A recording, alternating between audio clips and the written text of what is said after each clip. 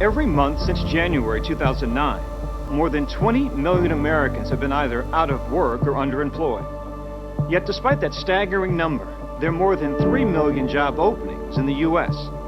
Just in manufacturing, there are as many as 500,000 jobs that aren't being filled because employers say they can't find qualified workers.